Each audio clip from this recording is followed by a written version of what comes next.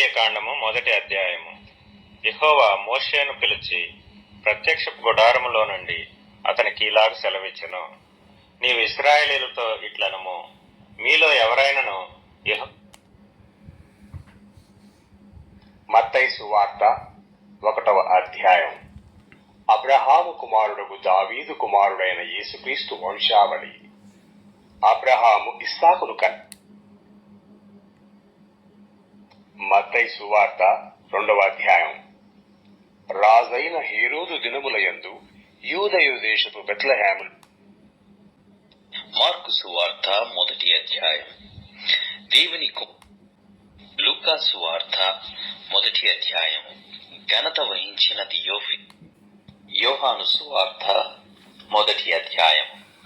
ఆదియందు వాక్యముండెను, వాక్యము దేవుని యొద్ద ఉండెను, వాక్యము దేవుడై ఉండెను. ఆయన ఆదియందు దేవుని యొద్ద ఉండెను.